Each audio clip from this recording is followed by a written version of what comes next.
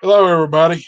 It's the old bear with the old bear's den of Bigfoot. We're back again tonight, and tonight we have a live interview with two gentlemen who know Bigfoot is real. Uh, and before I introduce them, I want to ask all of you to say some prayers for my dad. We had to take my dad to the hospital today. I'm just asking for prayers for healing for him. We don't know what was wrong. He was having trouble breathing. He's 84 years old. So please, if every one of y'all could say a prayer for my dad tonight, I would appreciate it from the bottom of my heart. And so it seems like old uh, Slewfoot is just raising his ugly head again. And I got news for him. He's going to get a size 14 and put on his head, and I'm going to shove him back to where he came from. But tonight we have Scott Pace and Carl Guthrow. And I know I screwed his name up, but I hope he can forgive me. So we're going to bring them on, and we're going to let them tell a little bit about themselves, what they know about Bigfoot. And, they've got questions they want to ask, and we know that every one of y'all have questions you want to ask of them. And when we get to the questions part, guys, put everything in capital letters for me. Uh, and I'll let you know whenever to ask your questions. So we're going to bring them on, and I hope each and every one of you enjoy tonight. And here we go. Here's Scott Hey, and Carl. Hey, hello how's it everybody. going there? Scott? How's it going? Good. Yep. So to let you guys know, we're Well, both guys, from Louisiana.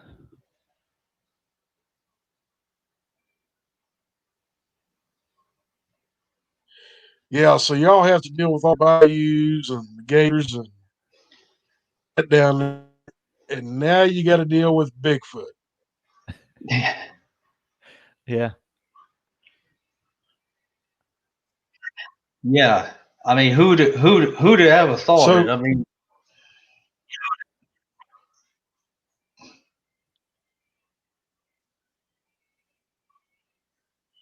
so how long? Let me ask both of you this question, and y'all can pick who gets to answer it first, and we'll get an answer from both of you. How did you know? How did you come about knowing that Bigfoot is a real creature? Who wants to tackle that one first? I'll go. Yeah. Well, for me, I mean, I guess the definitive thing was on December 4th, 2018.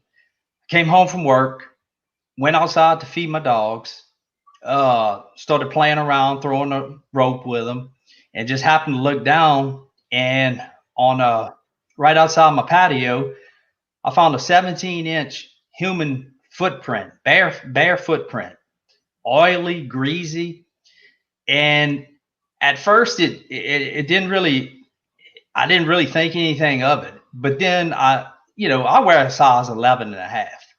And I knew it wasn't my foot. I knew it wasn't my son's foot. So the more I looked at it, the weirder it got. Or it was really starting to bother me. Because first of all, you found a 17-inch footprint in your backyard, so you're thinking you're not really automatically thinking Bigfoot right away, but you're thinking, well, who's been in my yard with a 17-inch foot?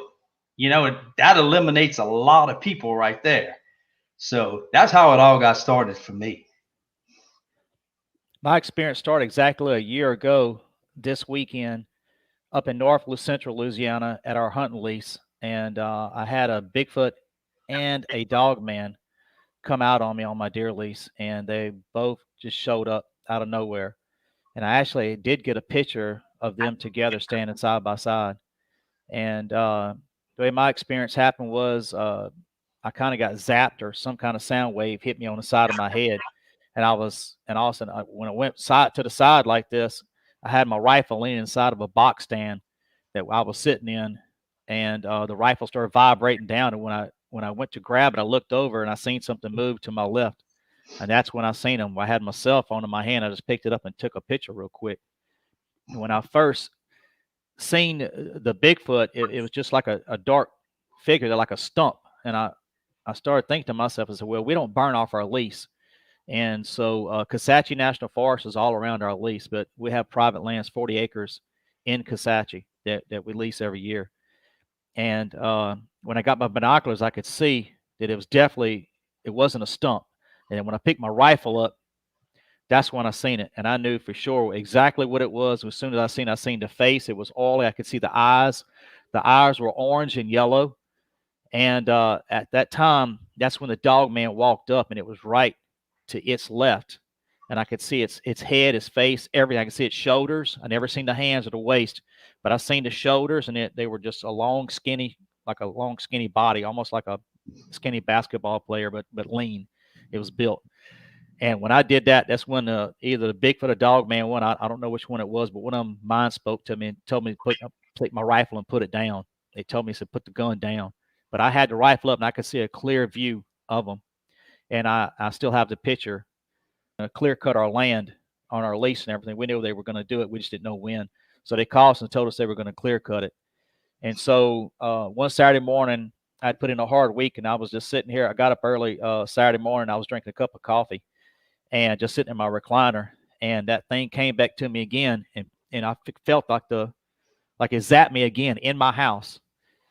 And it came and asked me. It said, "Why did you tear up my house? Why did you cut down all the trees and everything?" I told him. I said, "Look," I just started talking like it was talking to me, and I told it. I said, "Look," I said, we don't own the land. We only lease the land. We only rent the land." I said, That's why I'm there." I said, "Only a couple of times a year." I said, "About 4 or 5 times a year. That's the only time you see me."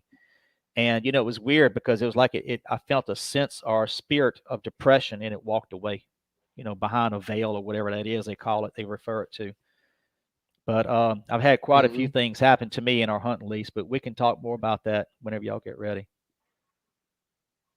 But that always happened last year. Let me ask you both of you this question too.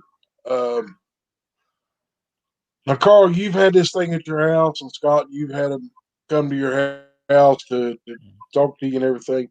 Do you both believe that they will follow you home from sometime you're out in the woods, or do you think they just pick you out and came to your house, just because you were somewhere near where they were at one time?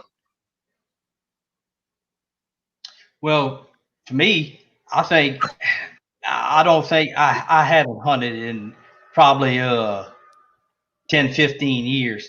So I think it was more a situation where they kind of found me. And, looking back on it, it's where we live. We live on an old plantation. It's on an earthquake fault. And we just recently found out, like a couple of days ago, that there was a Civil War battle here. So you have all those components going together. And plus, when I moved here 20 years ago, like the main street, you would come to the end of the street and it just stopped. It was nothing but woods all around me, just nothing but woods. And in the last 20 years, you wouldn't believe how many woods they cut down, how many swamps they drained, built brand new subdivisions, strip malls, new roads. And I don't know if it's a situation where they've always been here. And by the way, I live a quarter of a mile from the largest swamp in America. So I really don't know how they ended up here, and they might have been here all along.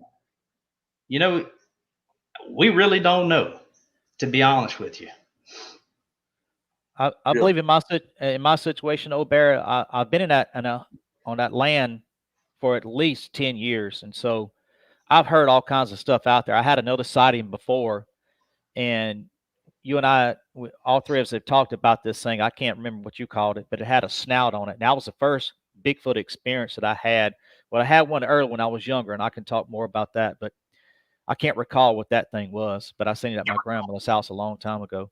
But anyways, this thing that I seen was about 8 or 9 years ago, and we were running dogs in December, and the dogs had chased what I thought was a deer, and the dogs were barking, coming to me, and I was on a fire break, and all of a sudden the dog stopped and turned around and went the other way, and whatever it was started running toward me. So I went to where I was coming out at on the fire break, and I got my rifle ready, my 30-06, and I was ready to shoot, but it never came out.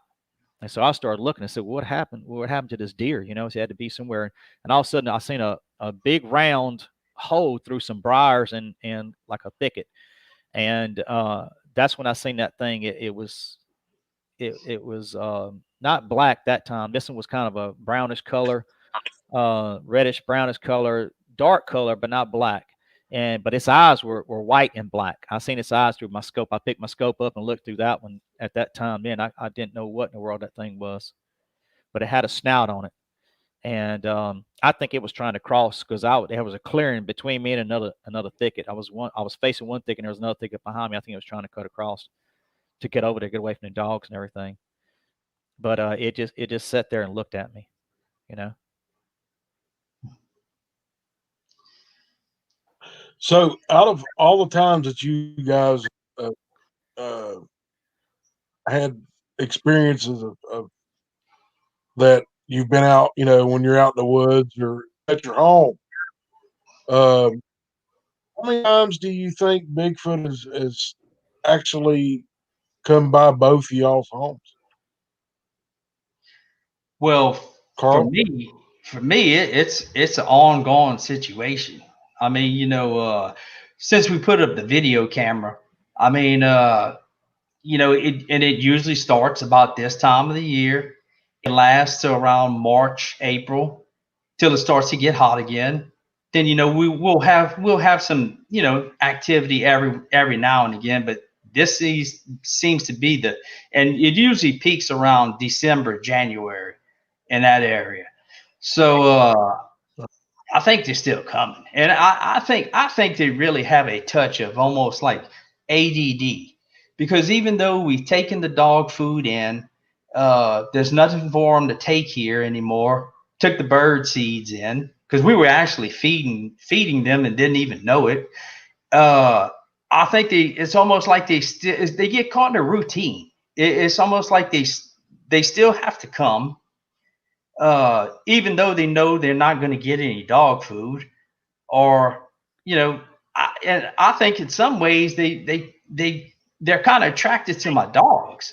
People think they throw rocks at the house to get us to come outside, but I don't really think that at all. I think they're more attracted to our dogs because both of our dogs were small when all this activity started, and they're both female. And I heard that they don't do well with male dogs. They'll kill male dogs, but female dogs, they really don't seem to have a problem with. So I think they built up, and you can go watch some of the videos where it almost looks like they're feeding our dogs. And they may have been getting, like crawfish and berries and, just things like that out of the swamp or this patch of woods right here by my house. And kind of like bribing them, because I've got a couple of videos where they run up to the fence and they're just staring at them, kind of like if it'd be me on the other side of the fence, not scared, not bothered, just like they're seeing an old friend. And it's really, really strange. I mean, it's like I said before, it's unbelievable. I mean, I never would have believed this in a thousand years, that this would be going on. Yeah, for us, right after I had my sighting, me and my wife were in the kitchen here, and we was cooking breakfast one time, and he had something like a silhouette, like the predator type thing, came in between us just for a few seconds, and it went away. And she looked at me. She said, "You see that?" I said, "I caught a glimpse of it. So I don't know what that was, but it's something just like no noise, no nothing, just like something just like that predator thing came in between us one time." And then I have had when I did another show.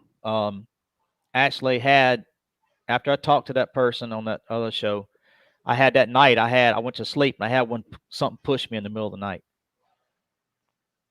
and that yeah, Carl, Carl, Yeah, you yeah. know saying I'm gonna let yeah, you talk about that one too. And I've had all kinds of weird things happen here. Like I was talking to y'all earlier. I was in my shop working today, and just out of nowhere, just a box of quarter-inch drive ratchet and sockets just fell over, but it didn't spill. Now, normally, if you drop something like that from 2 or 3 feet off a shelf, it's going to spill everywhere. This thing fell, but it didn't spill, and this is crazy stuff that's been happening.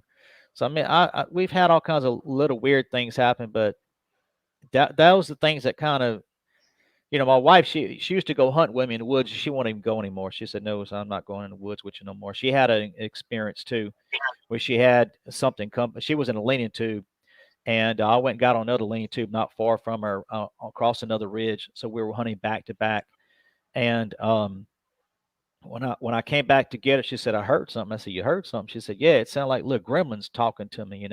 I said, "Gremlins?" She said, "Yeah." It was like this at me. I said, "Oh my Lord." I said, "Well," I said, "I don't know what to tell you about that one." She said, "But they were behind me in those bushes, and it was like some thicket. She said, but it sounded like they were low on the ground." So, do they follow you home? Yes. I don't know how to get here. I don't know how they do that. I don't know.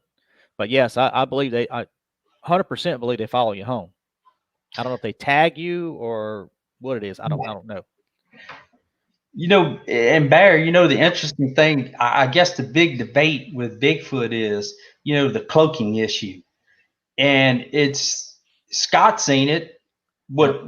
what you can only describe as the predator mist, or it's almost like it becomes distorted. I think I actually have it on film. Yeah. People say, well, we've never seen him do it. Well, I think I have it. I really do. I think I have it on film. And of course, it's hard to get people to believe these things even exist, much less I had this type of capability.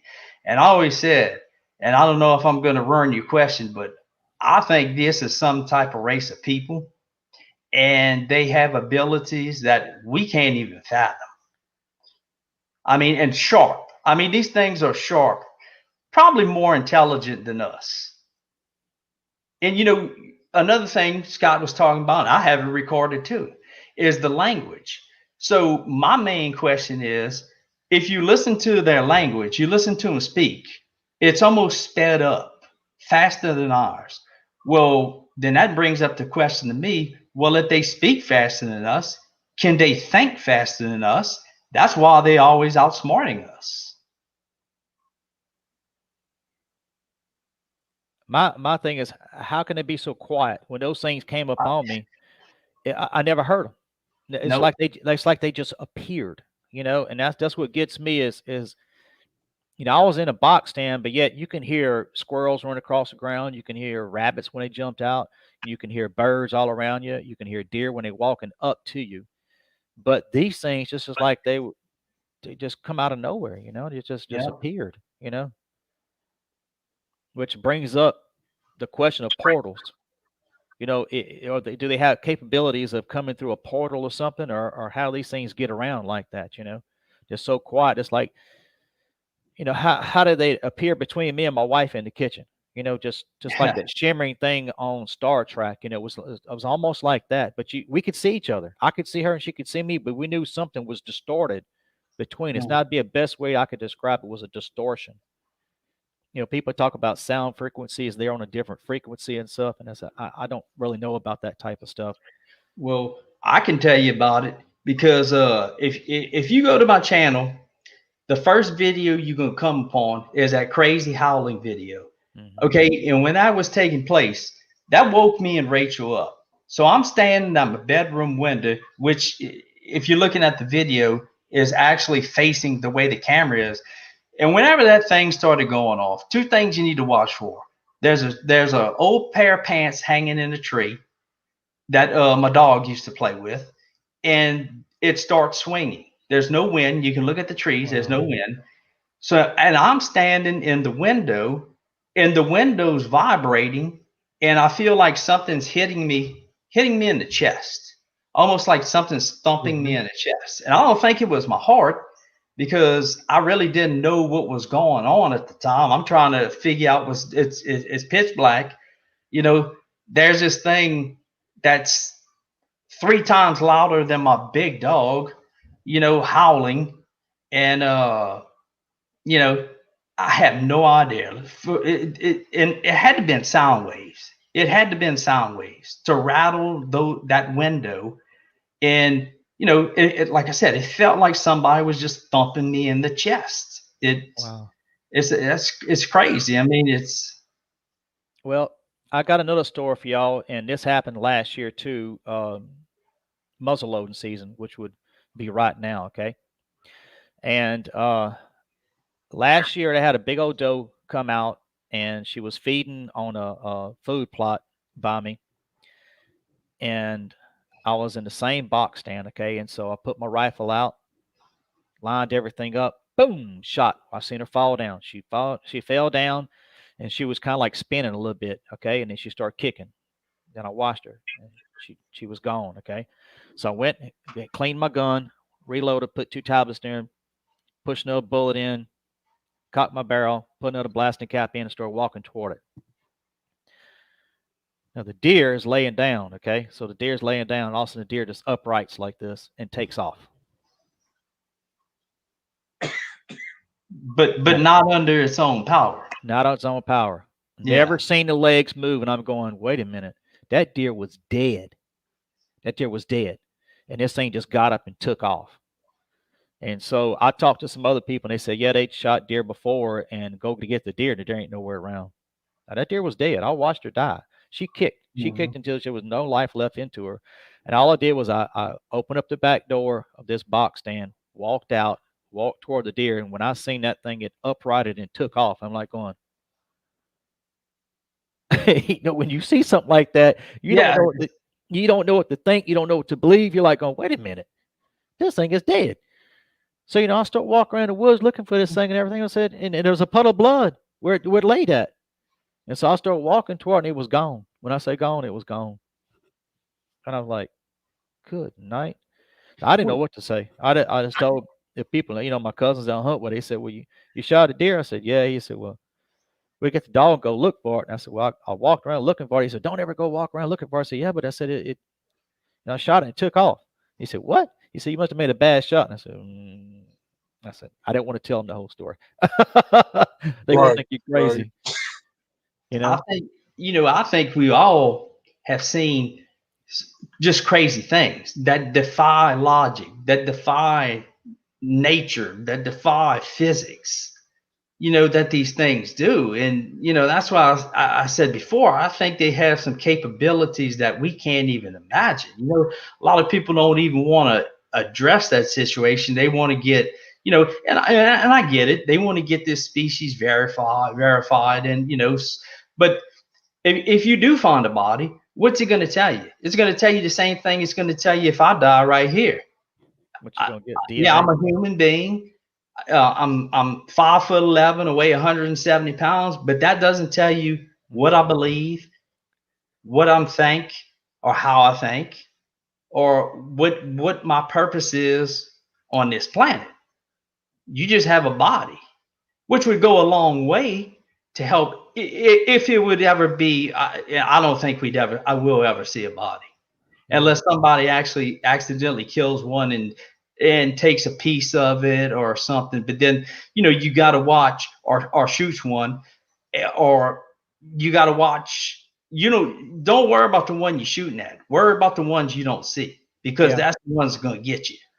When I took that picture, I've got a picture of one, and then I got I got the clear picture of the one Bigfoot, but I got the dog man next to it. All I really got was his face, in the upper part of its body. Mm-hmm. And but when I left to go out of the woods, immediately left, and I grabbed my backpack and I grabbed my my rifle and everything. I was scooting. I was getting out of there, and I heard more than one follow me out. That's what you don't understand is that if you shoot one, you better be ready for war. Yeah. You know, and just to even think about it, I don't think you got no a 30-06 ain't gonna do nothing to them. I'm No. sorry, it'll blow a hole in them, but it ain't gonna stop them. You'd have to have something way bigger than that. Another time we were hunting up there, and I was in another box stand, and my cousin was in a climber, and he had shot a doe. And so I texted him. I said, "You got the doe?" He said, "Yeah, the doe's down." So I said, "All right, I'm gonna come and help you get it. We're gonna drag it out." So I went over there and met him. It was probably about 100 yards away from me. And there again, he was hunting. My back was to him, his back was to me. And so I went over and we went and got the deer. And don't you know, we went over there. It was a little thicket, probably about 200 yards away, and we heard something rumbling again, like that. He said, "Oh man," he said, them hunters are all around us this season. They all over the place. And as soon as he said that, that was to our right. To our left, we heard a whistle, loud whistle, like that. And I said, "Oh," I said, "Good Lord." He said, "Man, they're all around us this year." I said, "Uh-huh." I said, "Yep." I said, "They're around us." I said, "Come on, let's get this deer and get out of here." But there's so many things Yeah, have they were happened. hunters. Yeah, it wasn't that kind of hunter though. Yeah, there were hunters were all the way around you, but it wasn't the ones that don't have hair all over his body. Yeah, and Well, in Scott's case, and I'm sure you heard this many times, Barry. To me, and look, believe me when I tell you, I'm no Bigfoot expert. I'm just Mm-hmm. I'm just somebody going through a crazy experience, kind of like Scott. But I mean, these things they operate almost with military precision. yeah, From what I've seen, just in these videos, Yes, it's yes, and they use ambient natural sounds to communicate.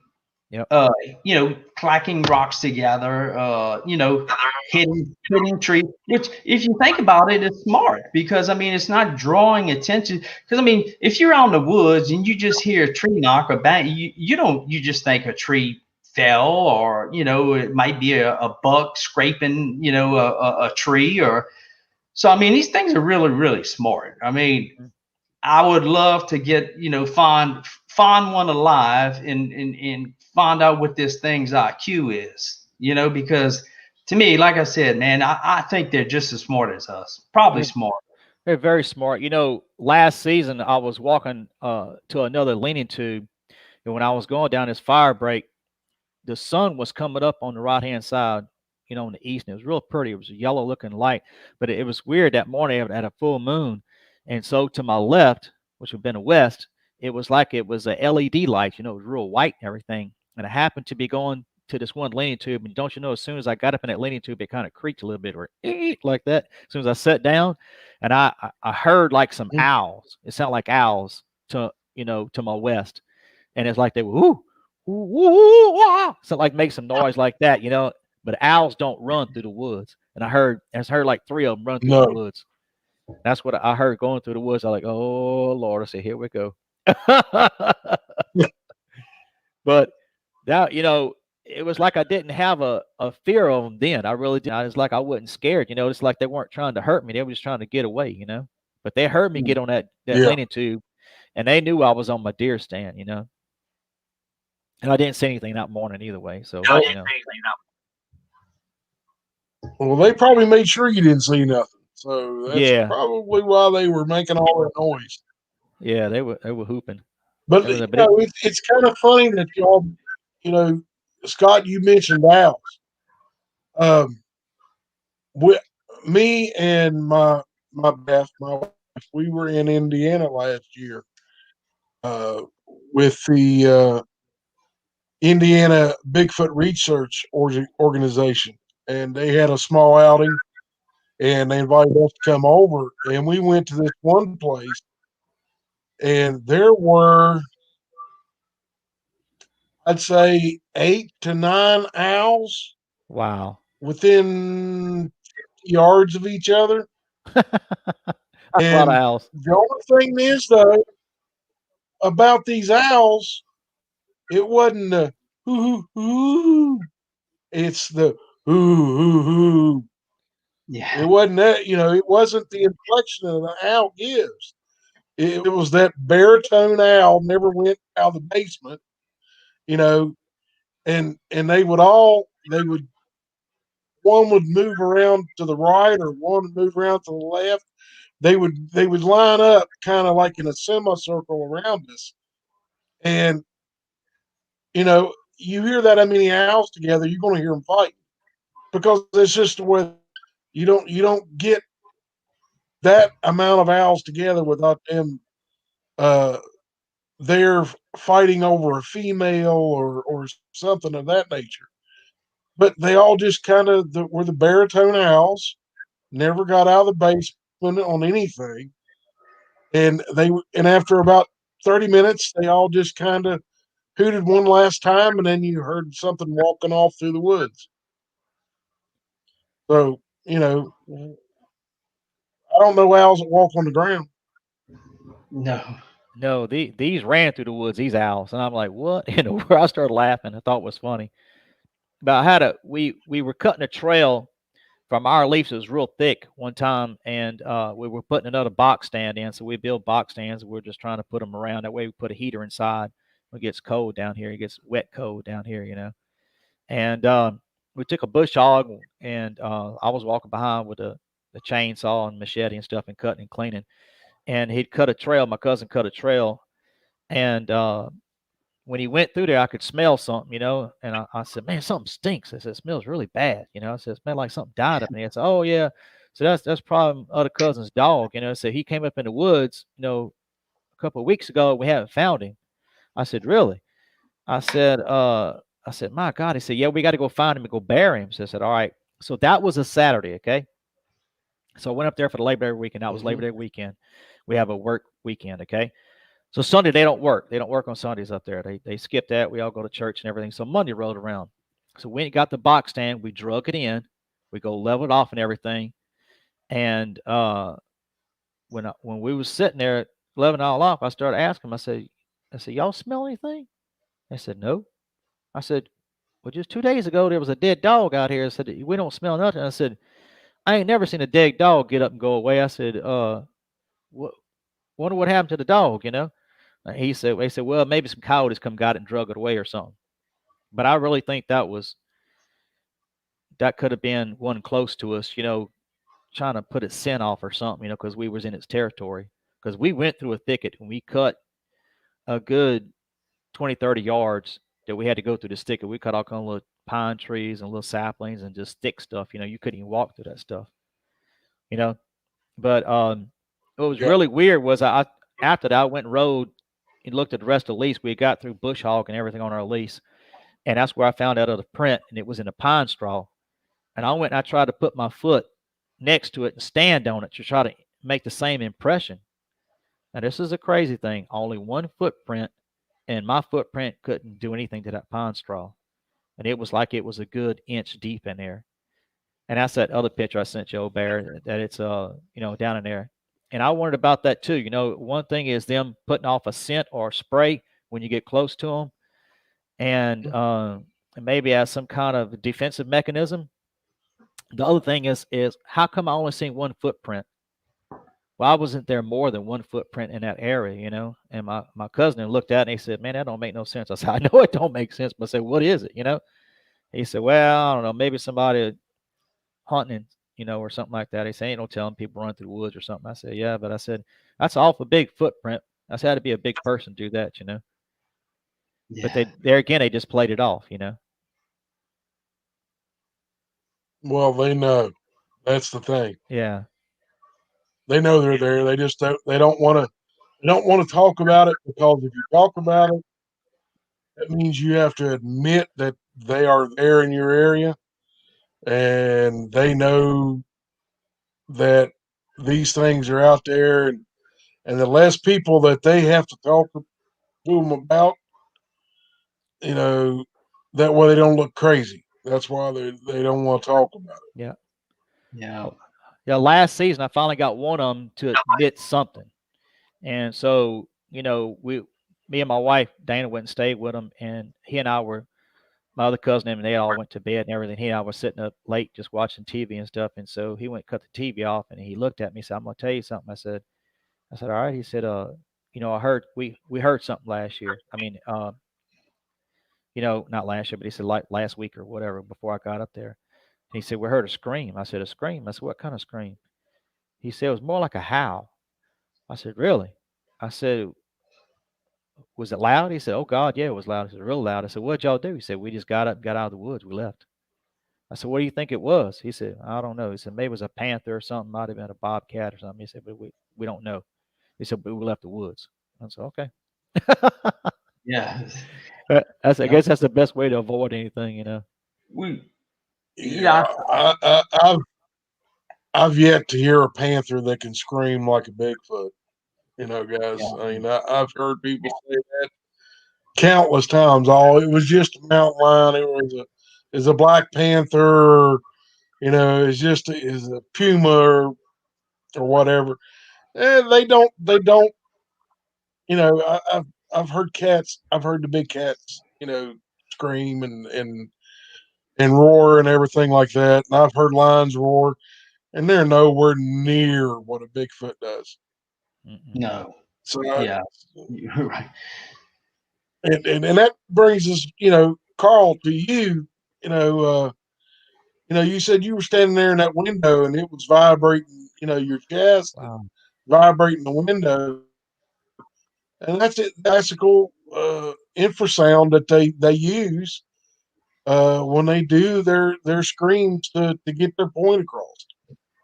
It's a threat. That's what it's Right. for. Well, if you look at the video, my dogs are underneath my carport sleeping, and Mhm. they hear that what I call that weird, strange metallic whistle, and my big dog, she takes off barking. She's running towards the fence, and man, when that thing started howling, she just stopped in her tracks and just put her tail between her legs and just walked back. It's almost like she knew she was up against something that she couldn't handle. Now, I mean, if anybody else would jump in that backyard, like just a strange person or somebody who wants to do you harm, or Right. they would tear them up. But it's almost like she knew that, and the same thing. I think I told you that last time when we talked. When I found that footprint and those dead animals that they left in my backyard, those dogs wouldn't even go around that. I mean, it was almost like they knew this wasn't good. I mean, they wouldn't go around the footprint. They wouldn't go around the dead animals, and that's something interesting too. I mean, we were finding these dead possums. I think we found two dead possums, a squirrel, and a big, huge rat. I've never seen a rat. And it wasn't a nutria rat like what we have here. It was a real rat, Mhm. dead in my backyard. Not a mark on them. No trauma. No blood loss. It seriously looks like they just fell from the tree, had a heart attack, and just died.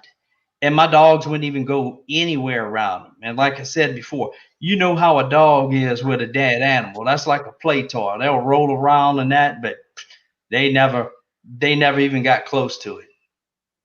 It's like they know what these things touch, and they don't even want to go around them.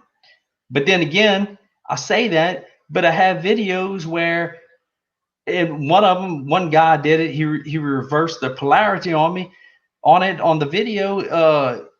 You can see they take off. They don't bark. They take off to the fence, a certain spot they take off every time, right next to that big tree, and they just stop and they're just looking, and it's just like they're bewildered.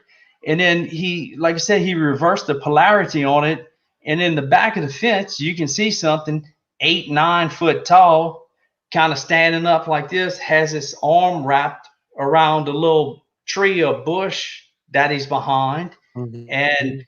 you hear something come through the tree and fall in my backyard, and you see one of my dogs go over, sniff it, and I think it ate it. So I don't know what it was. Didn't make it sick or anything. So I'm thinking they're taking crawfish out the swamp, out the coulee or whatever, and throw them a dog, kind of like a bribe, just to Right. keep it quiet. So are they still doing that at your house, Carl?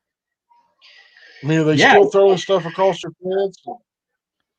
as far as up to like a week and a half ago, we got some weird, strange video, and we always hear these big, deep thuds, like doom, doom, doom on the camera, and a bunch of walking around, big, heavy walking, breathing.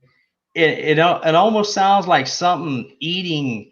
Uh, my neighbor has a persimmon tree in her yard, right on the right side of me, and I think they eat the persimmons, but I also think they eat the leaves on the persimmons, which would kind of make sense because it probably does have a lot of vitamins in it. So I think they're there to eat those persimmons, and there's a lot of fruit around me. We have what they call satsumas, which is basically a little small orange, in pretty much every neighbor's yard because that's just a natural fruit that just grows here out in the wild. And uh, thistle, thistle.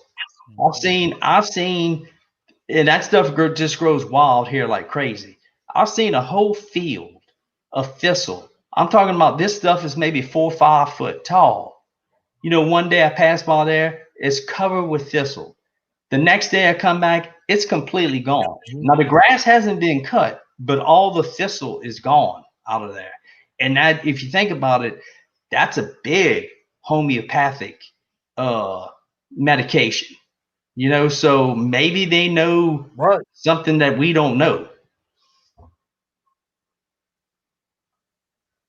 Well, that's the same as I used to go out when I was younger and go out and hunt ginseng here in West Virginia, Mm-hmm. and that's big dollars.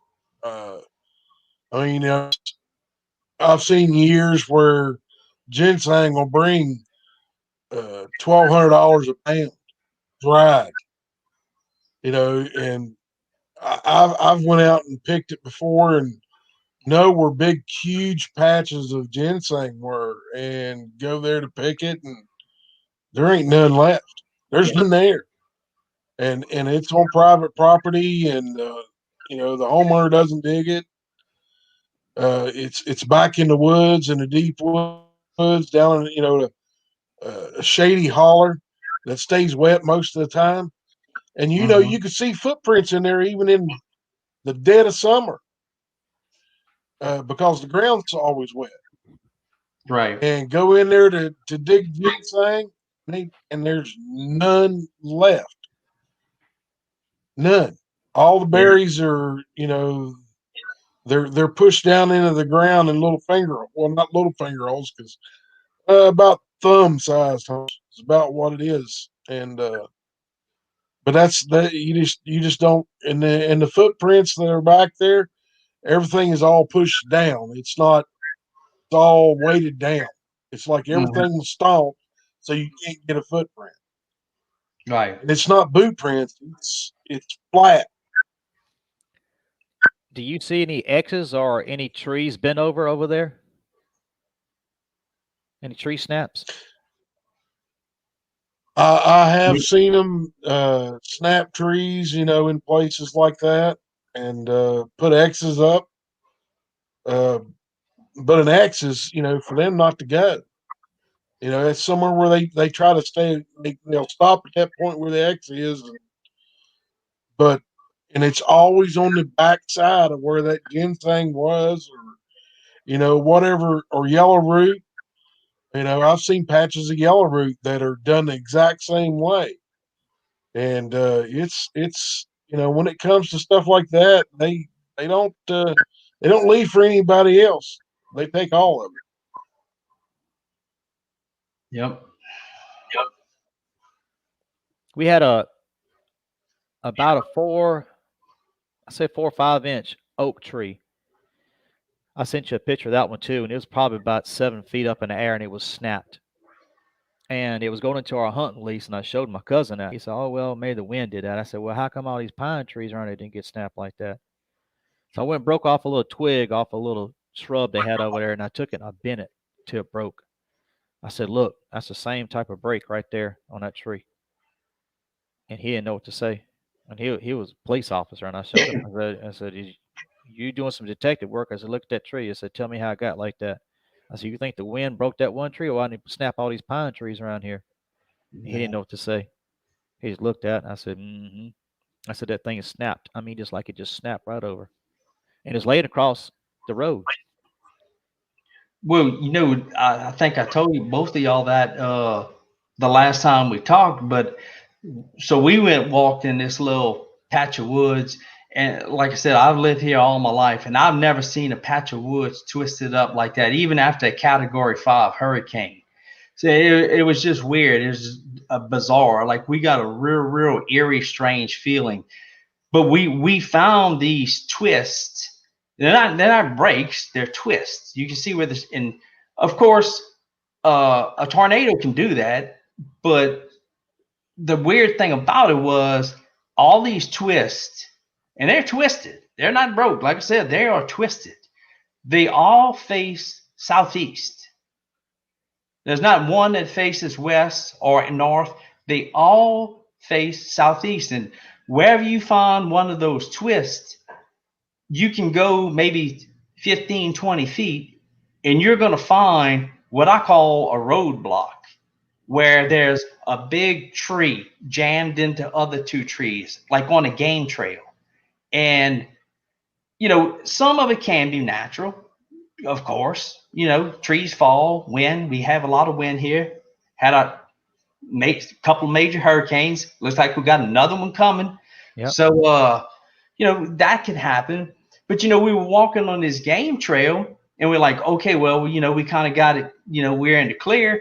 And wherever you see one of those twists, not 10, 15 feet, you'd find those, what I call a blockade. And it was basically making us detour, go around it, and then get back on the path, and then we go a little ways further, and here we go again. There's another twist, and like I said, 15, 20 feet, you go, and there's two more trees stuck, jammed into, I really don't know why they do it, or I guess nobody does, but the only thing I can see is maybe they're trying to reroute deer or game in a certain direction, because like I said, it was doing it to us. It was actually making us veer off the path where we wanted to go. And that might be one of their tactics, to catch deer or Yeah. animals, whatever they eat. Yeah, they do it all the time. It's the same as whenever a bow hunter goes in, and or deer hunters, they go in and they put they put feed out at a certain spot that you know to direct the deer to come out in front of them, Right. to where they got an open shot, 20, 30 yards with a bow, or 50 yards out with a rifle, or 100 yards or whatever. Those the small trees and trees like that, they put them over game trails, trails that deer have been using for hundreds of years. Right. They'll change that game trail to make the deer divert off from it, to where they can get them into a situation where it runs into a really tight place where deer have a tough time getting through. And then whenever they finally fight through the other side, the other Bigfoot are standing out there, and they just reach over and grab a deer, break its neck or break its legs, Yeah. and grab another one. Right. And Guys, they could do it very easily, because the one I saw running that day down here by the coulee. I mean, we talked about shooting them. I mean, I seriously, I would have had to have a fully automatic AR-15 with about 30 rounds to take this thing down. And I don't think it was a grown one because, and I'm looking at this thing for probably 30, 35 yards. I'm in a vehicle driving and I'm probably doing about 35 miles an hour. And it was running every bit as fast as I was going in that vehicle. And it did something crazy that a human can't do. It ran down in a what we call a coulee here. It's basically a gully or a ravine. And this, they line them with this riprap. We call it riprap. It's old busted up cement, and they line the turns and stuff so it won't wash out. But this thing, it's about a 12-foot drop. Never missed a beat, like it was just gliding, and went down in those rocks wide open. Like I said, never missed a beat, and went down in a big cement culvert that went under the road. Because if it had stayed on the same path, I'd have hit it. I would have hit it.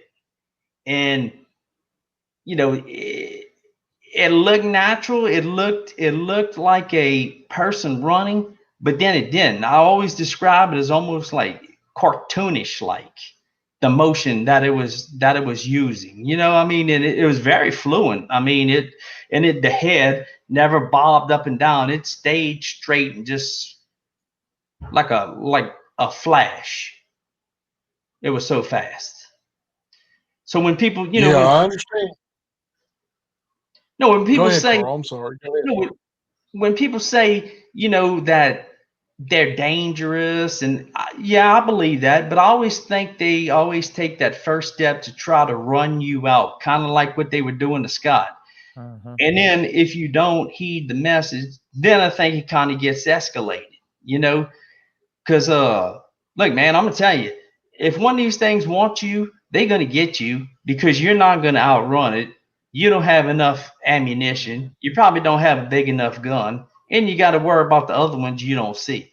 So never point a gun at them, because I really do believe, or even if they don't know what a gun is, and I'm sure they watch people put up game cameras, get deer on film, then come back and kill the deer. So I mean, Right. I can figure that out. So Yeah, I wouldn't dare to shoot at one. I got a 30 oh, no. 6, and I don't think I would. I'm telling you, because I think all you do is make it mad. That's it. Because these things are big. When I say big, they're thick. They're big, massive. Mhm. I don't know the best way to describe it. It's just huge. But I think all you do is make it mad. Because when I pointed that rifle at it, and I was just looking at, my finger was never on the trigger. And I remember mentally thinking that. So look, my finger's not even on the trigger. But I didn't get scared until I seen its eyes. And what happened was the eyes turned from yellow orange like a starburst to a red. When I say red, it was like a LED light on somebody's brake lights, and that's what it looked like to me. And I mean, my eyes turned red. That's the craziest thing I've ever seen in my entire life. But they were just yellow, looking orange, and all of a sudden, when I put that scope up, that thing went to stupid, just went crazy, It just whole demeanor just changed, and I could feel it. The thing was, a sensation I was getting off of it was, it told me, it said, put the gun down, just put like I'm fixing to pounce on you, and I was like, oh Jesus, So I mean, I was like, golly. But Right. me and you kind of talked about this before, because I had a kind of weird incident like that too.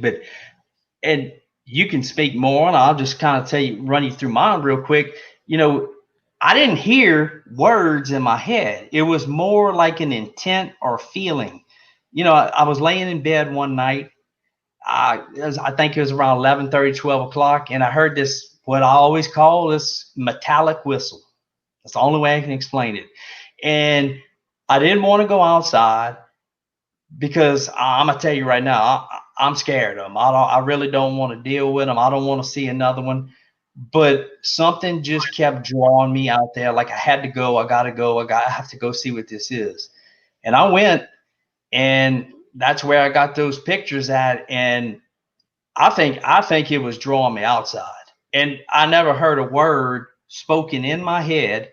It was more like just a feeling, or overwhelming feeling, or like a intent. And I could feel when I got outside, I could feel something in that corner. And as crazy as it sounds, I think that was a female. Just just the vibe I got, and the feeling I got, I think it was a female. I couldn't interpret what Well, sex mind was looking at me. I couldn't interpret that. I don't know what it was. I couldn't. I didn't feel anything. It was more like it just showed up, looked at me. I felt peaceful when I looked at it. I wasn't scared until I pointed the gun at it. Then I was like almost started shaking, But I couldn't tell what sex it was. I Carl, don't know about that. Do you think maybe that you said it, you felt like it was a female? Do you think that female was trying to get you outside? And I know this is going to sound funny, but size you up for possible mate material? I'm just no, just I'm not. Mm. I'm asking a serious question. No, no, It's you know, I've I've I've heard stories of that too. Where they have mated with people and stuff. That's a great question, and my answer would be, I have no idea. I mean, it right. could be a total possibility, and then it might have just wanted to look at me because it seemed to be very, very curious. People, and I always say this. People want to see these things. They go out, they look for them. But I always say, you can ask God and probably yourself, just be careful what you ask Yeah. for, because once you see these things, it turns your world upside down.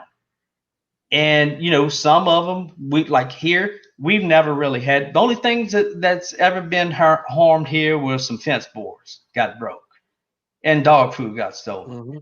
But other than that, we really haven't had any problems with them. But you got to think about the long term consequences of this thing. Now, I mean, some encounters are worse than others. But getting back to your original question, very well could be. Not really sure. I mean, it's crazy to think about, but then again, nothing with these things makes sense. So yeah, that's an excellent point. Okay. Well, guys, I mean, we've been sitting here talking for about 58 minutes now, almost 59 minutes. You guys are up for some questions from the audience? Certainly.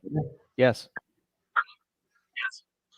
Okay, audience, if you would like to ask a question of either Scott or Carl, address it to each one individually or for both of them if you'd like, but please put it in all caps and I'll bring it up and they can answer the question.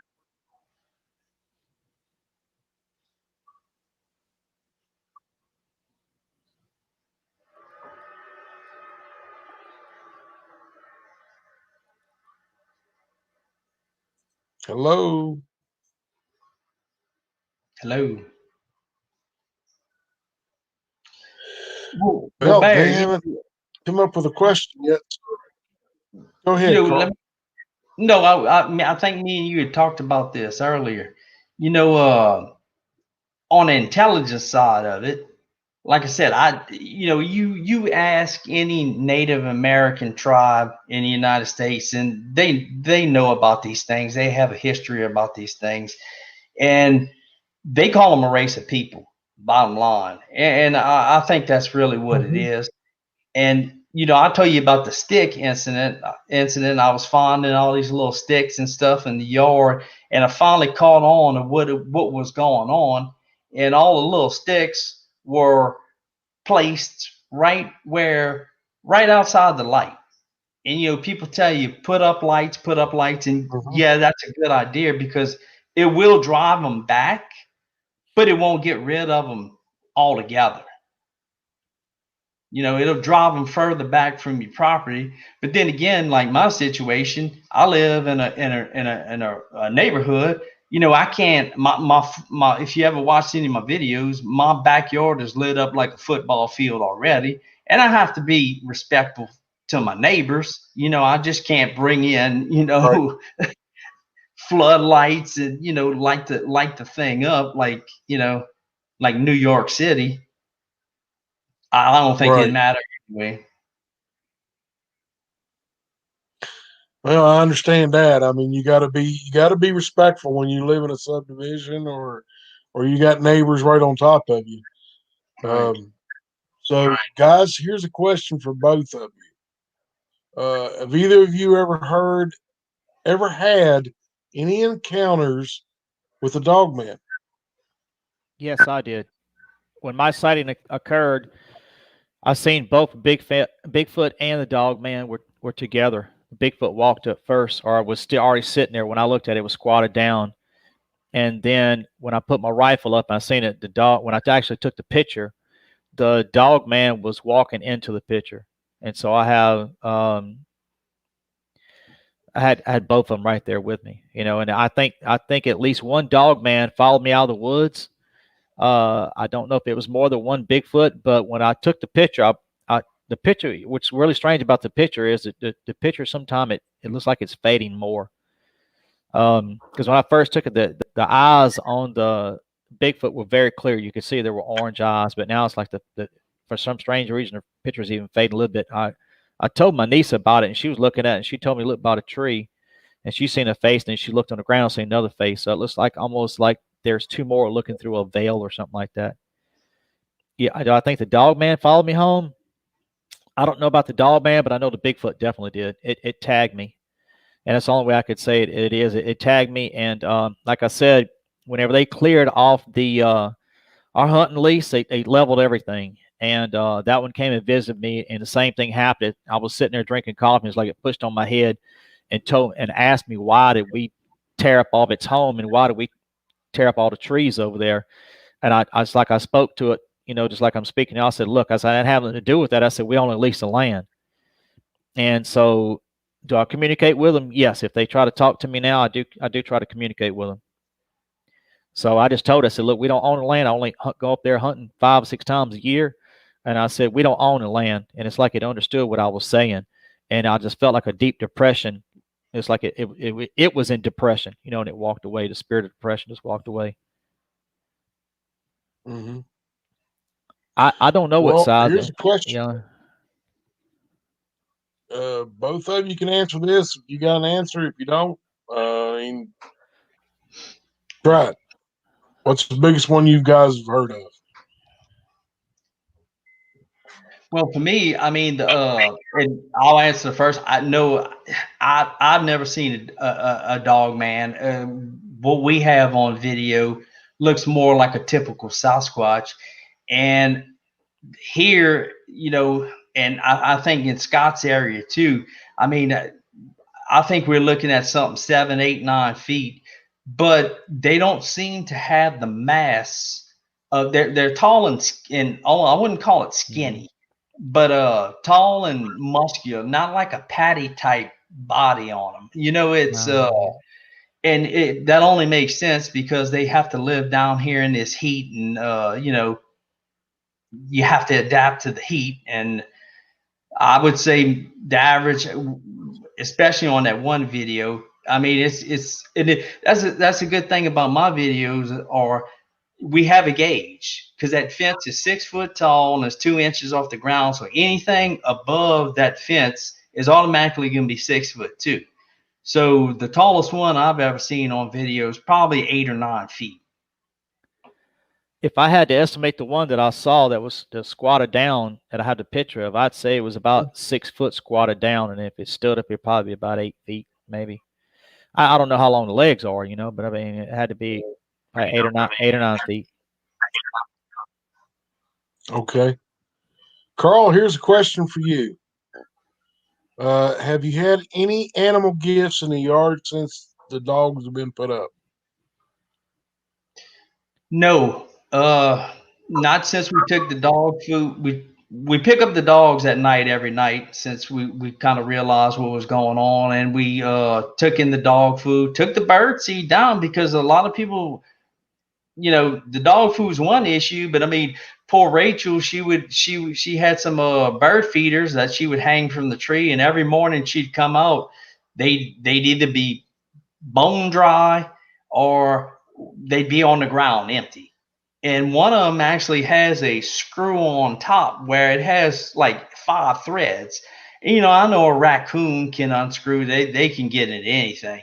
I mean, but for something to unscrew this size, bird feeder, it would have had to have a pretty good size hand. A raccoon couldn't have unscrewed that, and I don't think a raccoon could eat a whole container of bird seed in a night. So I mean, it had to have been something huge. I mean, to be able to eat that much.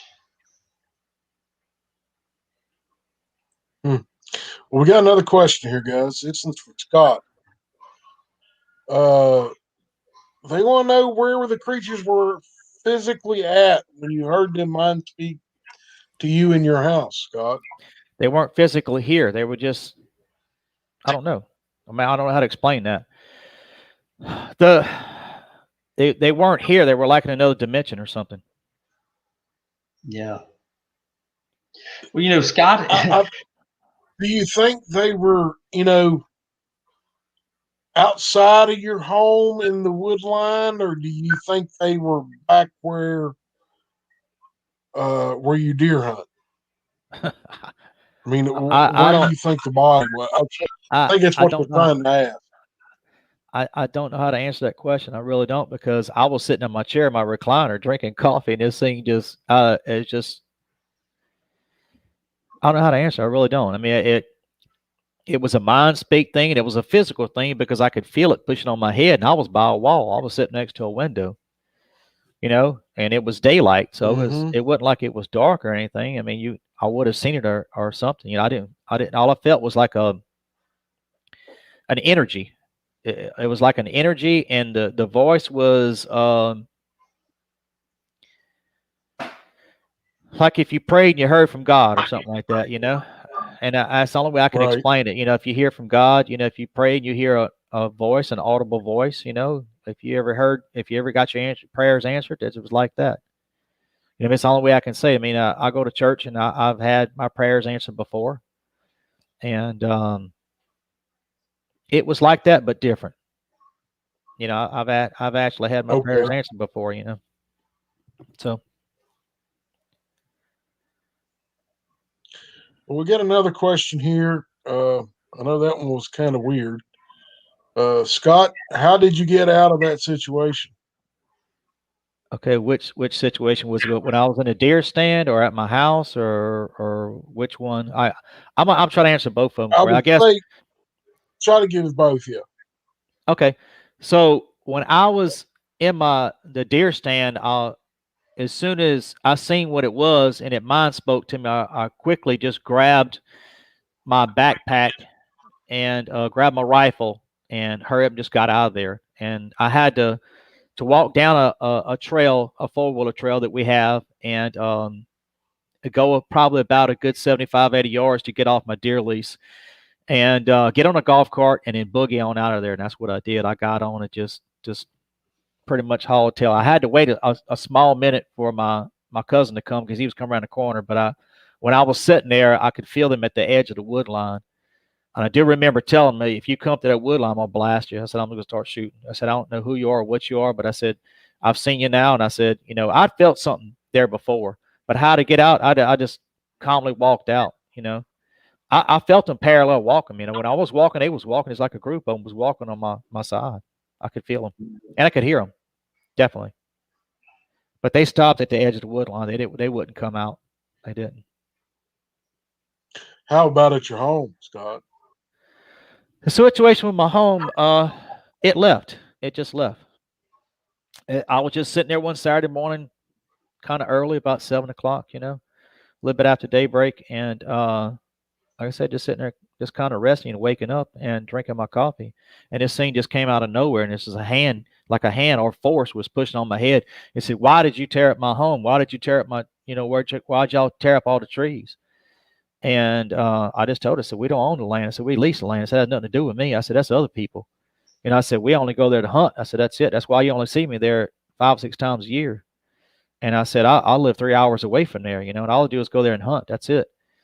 And like I said, it felt like it had Right. depression. It's like I could feel it release and just walk away. That was it. Well, we got another question for you, gentlemen.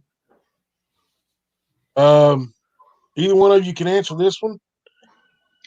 Jenny wants to know, where does Bigfoot go during the hurricanes? Well, I kind of have a theory. I mean, when people think of a swamp, you think of what you see on TV. You think of the cypress trees, the alligators, and stuff like that. But the thing about a swamp is, when you go into what we call the guts of a swamp, you have some high ridges. You've got pecan trees, you've got satsumas growing. So not everything is swampy terrain. In the middle of those, we call them guts, and they high ridges. And I think if they don't go in the high ridges, I think they just do what a cow and a horse does. They go in the field, they just lay down, they put their butt to the wind, and they just ride it out, because wind in itself won't kill you. Now, if something breaks loose and hit you in 130, 140 Right. mile an hour wind, yeah, you'll probably die.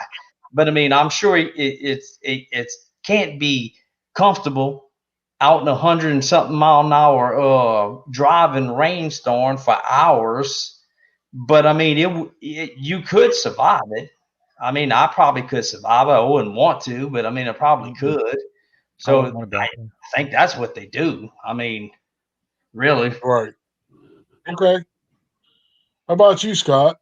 I I've been out in the wind before when it was blowing pretty hard, and I don't want to be in a 70 mile, 80 mile an hour wind, much less 100 mile an hour wind. The last Laura hurricane we had come through, I think they had sustained winds of above 100 miles an hour. I don't know about you, but if you ever been in a car before and you stick your head out like a dog, do that at 60 miles an hour and see what it feels like. Now the wind gusts around here, I mean, they're pretty bad. And so we've been through 2 hurricanes this year already, and I don't want to be outside. I mean, I'll hunker down. We hunker down inside our house. I would Yeah. suspect that they try to get around some big trees somewhere and hunker down. That's and group together as a family. That's all I can say. I mean, I don't know what kind of shelter, unless they go try to find some shelter that's abandoned, maybe an old house, or up in our area. I'm sure they had some maybe some old World War II shelters up there somewhere in the woods from the maneuvers and all that, from World War II. I hear there's some up there. I don't know, but I would suspect they go hide up in there maybe, or something else. Maybe they got caves or something I don't know about. But up in North Louisiana, where we're from, it's real hilly, and so I'd imagine they'd probably get downwind of on a hill or something and try to block the wind, get out of the wind. Yeah, right here. I Okay. mean, right by my home. 10 miles from my home, there's two of the largest salt caverns in the Yep. United States. I mean, these things are huge. So I mean, they could go in there. I mean, Yep. and so who knows? That's a great question. I really like to know. Right. Well, Scott, we got another one for you here. Duncan wants to know, did you feel the paranormal at home came from a direct contact from your encounter? And what's your thoughts on them being demonic? It's Yes, an it honest was. question. Yeah, that's a good question. Great question. In fact, I say yes, it was, because I never had anything like this happen to me before. This happened. This past year has been really weird. A lot of things happened, way more than what I could tell you. But yeah, do I think they're demonic? I, I don't think they're from this earth. I really don't. That's just my opinion, and it's my personal opinion. Not anybody else. I'm saying anybody else, but my personal opinion. I'm not from here.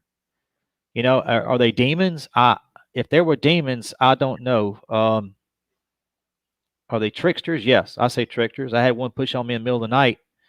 My wife didn't do it. She was sleeping beside me. She was sound asleep. I had one in my shop. Something happened today. A thing just. Are they paranormal? Yes, I believe. I believe all that stuff is terminology, whatever you want to call it. I don't know if they're demons or not. I haven't had any. The only time they threatened me was whenever I pointed my gun at them. So I haven't had any other threats besides questions. They come and question me, why did I tear up their land? Which I didn't even tear up their land. And somebody else did that, you know. Right. But I don't think they're demonic. I really don't. I think they're a race of people. Yeah. Same here. All right, guys. You got to go back to it's almost like trivial kids messing around. If throwing rocks, hitting houses is demonic, then I can't really say it's demonic because I mean we did it as kids too. Yeah.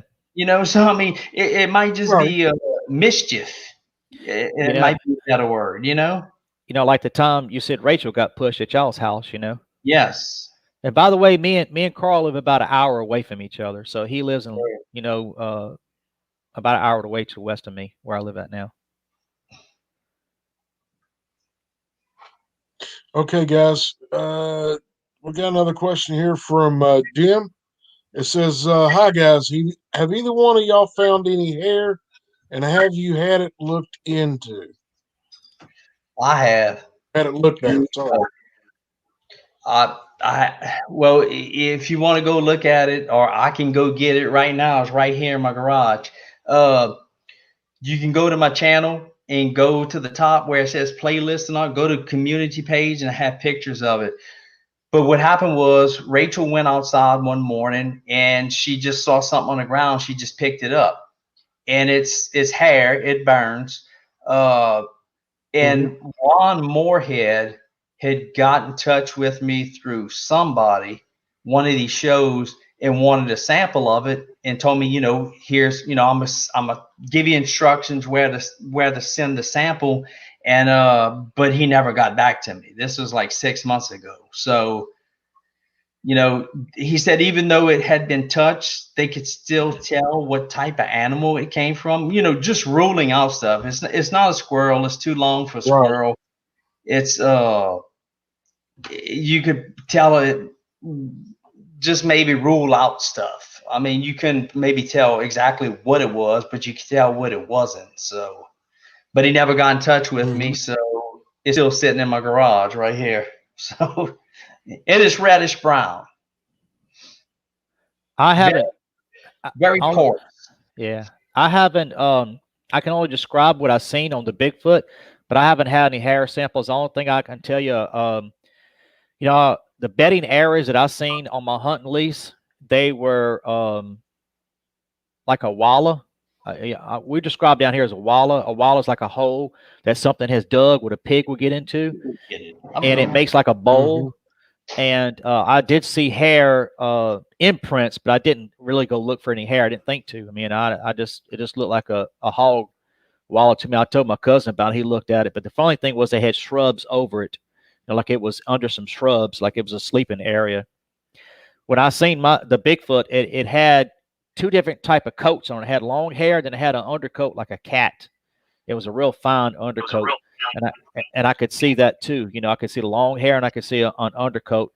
But the one I didn't see any mud on this one. When people said they see mud and leaves all over, this was actually clean. It was like I don't know, like I said, it was clean hair when I seen on it. But I haven't grabbed any hair samples. I haven't seen any on my hunting lease. But this year I'm gonna try to do a little bit more research now. And people keep asking me, yeah, look at that. That's his hair right there. Yeah, that's it. And look how red that is. It looks red to me. Yeah, it's a where's my camera? It's a reddish brown, and it burns. It's hair. It's not moss. It's not it burns. I mean, I can take a lighter right now if I had one and burn a piece right in front of you. And the way this came about too was me and my wife was doing some little arts and crafts project in the backyard. one weekend, and we had just bought a brand new pair of scissors from the store, and we left them outside, and we went back the next day, and we couldn't find the scissors. Scissors were gone. I said, "Oh my God, my dog's got the scissors. They're gonna get cut up." We looked everywhere, couldn't find the scissors. So about 2 or 3 weeks later, we find this hair in the backyard. Let me see. Let me if I can get it in the camera. And it looks like it's been cut. Like it looks like it's been snipped along this end right here. Let me. I don't know if I'll be able to get it right here. It looks like it's been snipped with scissors, or either it could have got caught in the fence and maybe just got ripped out. I really don't know. I mean, but I find it weird that we had, and if they were watching us, we hear they like to watch us, so Yep. we were cutting stuff with the scissors, and I don't know. This might be another gift, just like a lot of people say that footprint I found. They wanted me to find that. They wanted me to see that, to say like, hey, this is us taking the dog food. We're gonna trade you possums and squirrels and rats, Mm-hmm. which is not a good trade. You're talking about $65 bag of dog food, and they're thinking in their mind, which the Native Americans talk a lot about that. They would trade with people. So if they take something from you, they would leave something in return. But they don't know that we don't eat possums and we don't eat dead squirrels and we don't eat, so I guess they're trying to rationalize, hey, we're taking something from these people. We need to leave something in return. I guess. Yeah, leave their food and replaced it with their type of food. Yeah. Right. All right, guys. We're going to do a few more questions. And here's one that I think it's a very tough question, guys. Do you think they eat their dead and that's why we don't find their bodies? Your honest opinion, guys. Well, I'll go first. I don't think so, because if you go back maybe about 5 to 10 years, they had this show. I think it was on the Discovery Channel. It was two brothers. They were finding these huge, elaborate graves with these 7, 8, 9 foot skeletons in them, and I really don't know what happened to the bones. And so who's not to say that these were these Sasquatch, these Bigfoot? I mean, because if you go out of your way to hide from people as much as they do, why would you leave a dead body laying around for somebody to find it? So yes, I personally believe that they bury their own dead. And as far as eating them, I really don't think so. I think they're because when you see them, us anyway, they're usually like in a family unit, like Yeah. three together. So I think they do have some type of moral system, but then again, I could be wrong. I really don't know. How I, about I you, Scott? What do you think? I don't think they eat their dead. I'm not. I mean, what would be the advantage of it? Why would you eat your Yeah. own people? Man, that's what I'm thinking about. Is okay, from what angle? What unless there's something we don't know about them that if they were to consume their bodies, they would be, I don't know, absorbing some kind of energy or something. I don't know. I mean, I got to think about the paranormal with these things. I got to think about they're not. I don't believe they're from this earth. So I mean, what would be the advantage of eating them? I don't know. I mean, I think they're bury Yeah. their own. I just think they're really good at burying them. Who just say they can't bury them 10 foot in the ground? I mean, we would never know. They're such big, huge creatures. I mean, it would take them an hour to dig that much, Yeah. and hide the body and cover it up. So I mean, what my question is, what would be the advantage of eating them? What is there to that they have to consume? You know,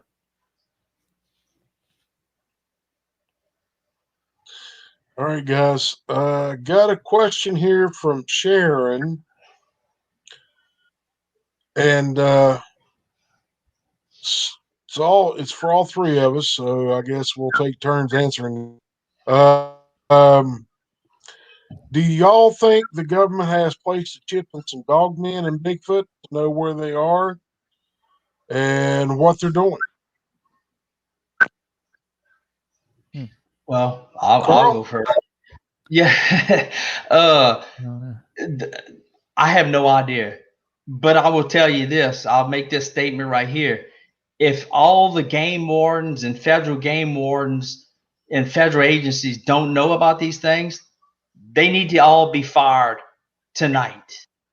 Fire them all tonight because there's too many signs.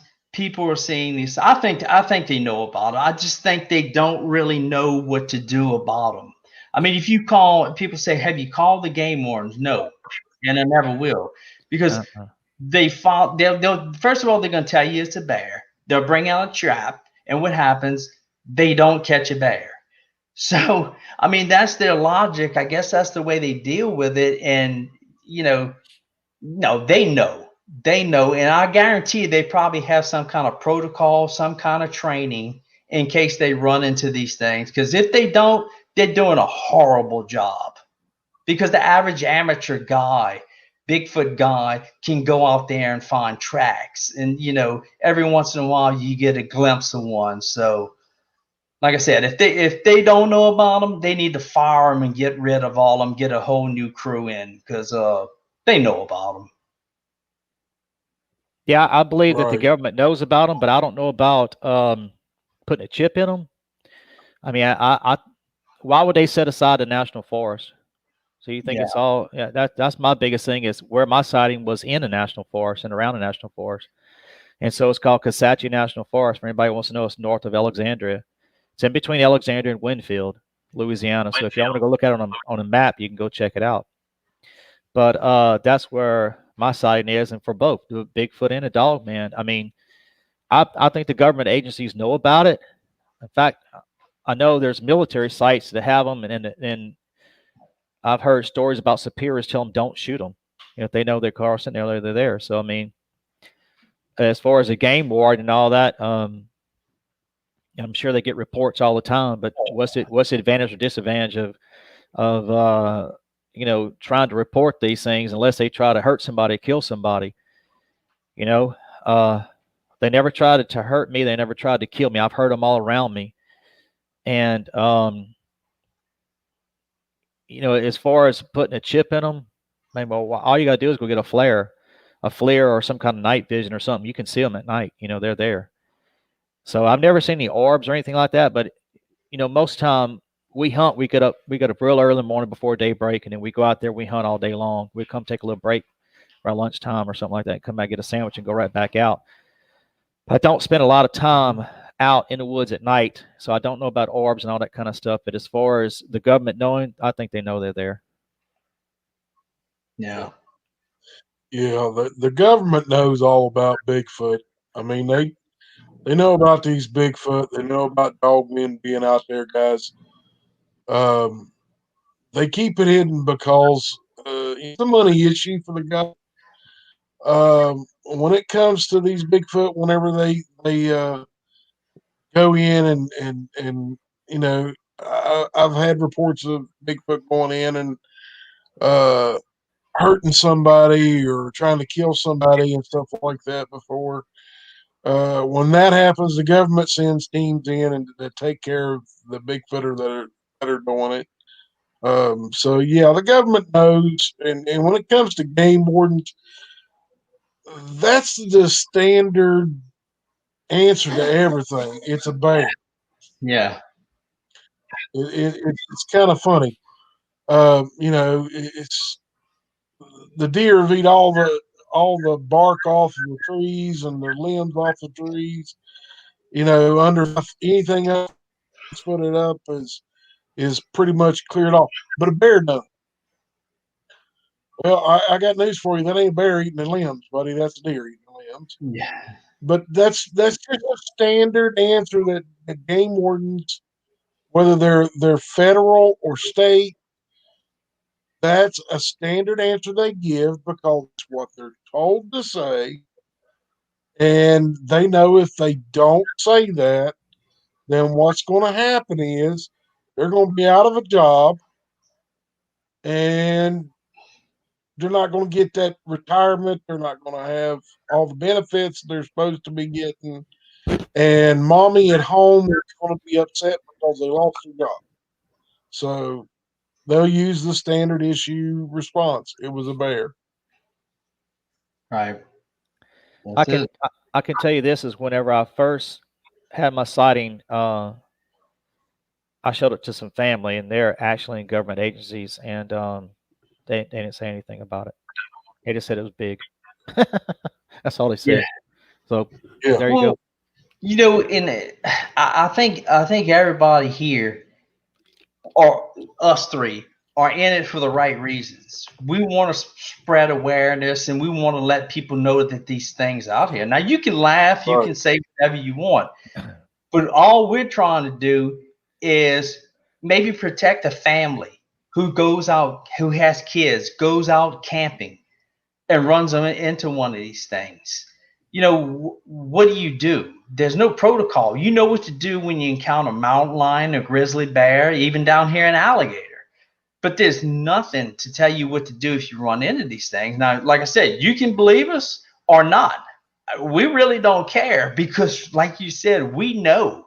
And until everybody sees one, when you see one, you will know.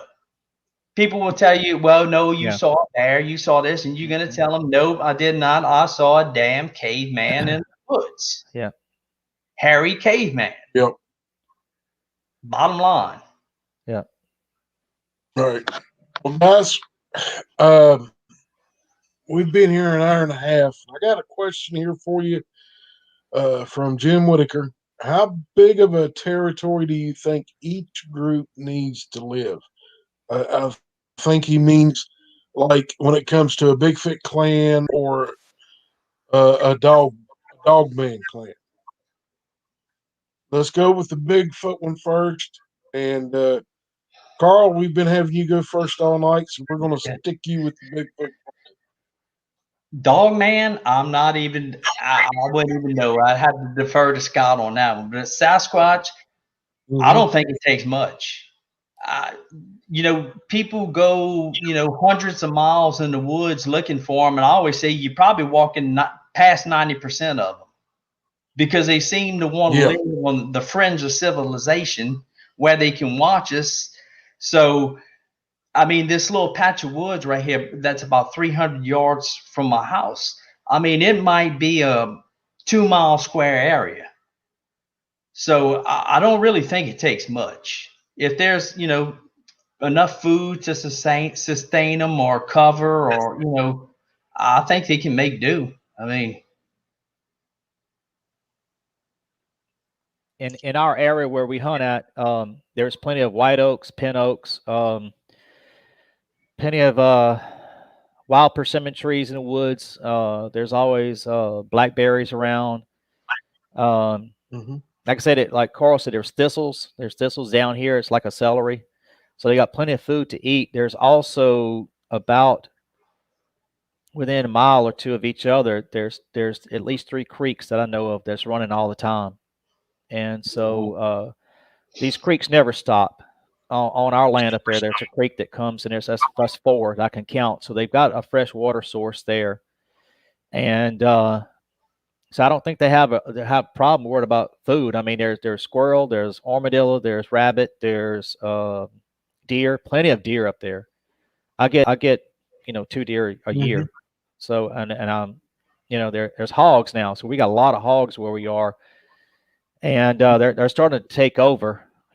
Where our lease is and everything. So we've got to try to help manage those hogs, and they're on the national forest. So we got to try to eradicate those things and take them out as best we can.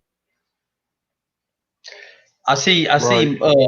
Mogion, you got Mogion question. And that's a great question because I told a story I think before. I was in a little gas station / restaurant. They serve lunches. I was eating lunch and I ran into a game warden. And I asked him, because we had these whoops recorded on video. I asked him, I said, let me ask you something. I said, what in the state of Louisiana whoops, whether it be an animal, bird, whatever? He said, nothing. I said, not even a whooping crane. He said, oh no. He said, a whooping crane makes a god awfulest squawking noise you ever heard in your life. And he said, why? Yeah. Are you hearing whoops? I said, yes. He said, where? I said, at my home. And he said, well, where do you live? And when he asked me that, I kind of, well, you know, I got to go. I got to get back to work. I got to.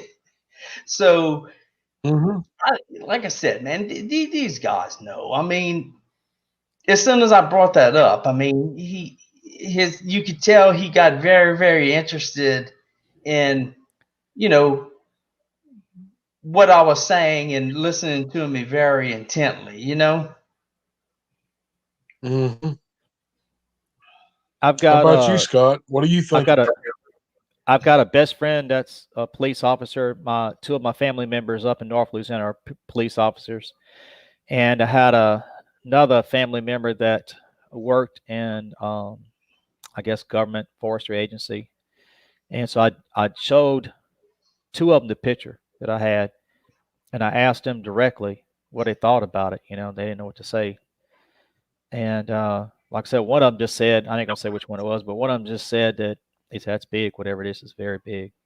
I said, "Yep." I said, "You ever seen anything like that?" The only thing he told me was, he said, "I seen a track one time," and he said, "Scotty," he said, it was a big wolf track." He said, "That's all I can tell you." He said, "It wasn't human." He said, "It was a wolf track." And I said, "Well, how big was it?" He said, "It was as big as my shoe, if not bigger." And I would estimate his shoe to be about a size 10 or 11, you know. So I've never asked a game warden that question. I do know a game warden down here in South Louisiana. I just don't run into him. So, but I don't go by and ask him questions like that. I just kind of stay away from that, to be honest with you. I've already asked my cousin there, and these guys are just true and blue. You know, I mean, they're police officers, and I've asked them, have you seen anything weird at night, or had calls about something at night, like they had to go investigate it, and they said no. So I've never had anything like, they never seen anything like that. But I did show them the picture. Can I answer? I see this guy is asking a question. I think he's asking, his name is Gene Kinchell. Gene, if you go to my channel, it's simply called Bigfoot Whoops. Very creative, right? It's called Bigfoot Whoops, the name of the video. That's where you can see it. Sorry, I saw he was asking. You're perfectly fine, buddy. Well, guys, we're running almost an hour and 40 minutes here. But what I want to do is I want to give both of you a chance to say whatever you want when it comes to Bigfoot or Dogman. I don't care whichever one you want to do, or I don't care if you say something about both of them. But what I want you to do is please tell the people here that are watching and the people that may watch this video at a later time how you feel about these cryptids. You know, is there a chance that they could be dangerous? Do you think that they may cause harm to people, or why we do what we do when it comes to looking into Bigfoot? You want me to go first? I'll go first. We've been going all night. Oh, you've been first all night, buddy. Yeah. Well, I guess your first question is, are they dangerous? I think they can be in certain situations. My suggestion would be, don't ever feed them, because once they see you as a food source and the food goes away, Mm-hmm. it ramps up. And for sure, whatever you do, for sure, don't ever point a gun at them, because they know what a gun is. I'm sure they watch people shoot deer all the time. And with how smart these things are, I think they know what. I don't think they know what a game camera is, but I think they see people put it up. Deer comes by, takes a picture of the deer. Guy comes back, shoots the deer. So that's why they avoid them, in my opinion. I'm not an expert or whatever. And like I said, for sure, don't feed them.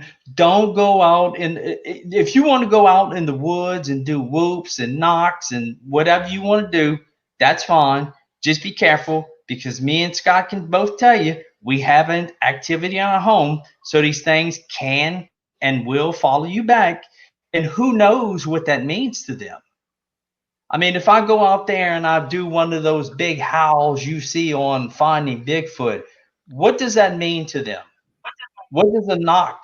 I mean, a knock almost seems like it's more of a locator or a signal, but we don't really know what this means to them. So I mean, you're dealing, and like I said, unless you see one yourself, you're dealing with something twice as big as you.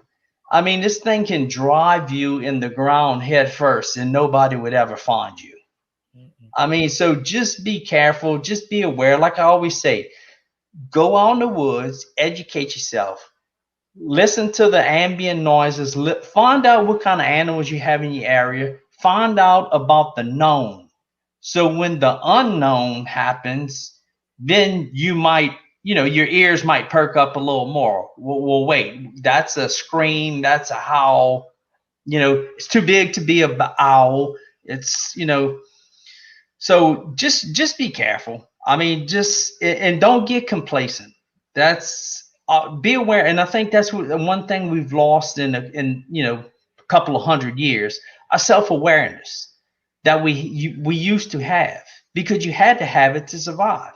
I think people, and that goes if for Bigfoot, that goes if you're going to the shopping mall, going to Walmart, whatever.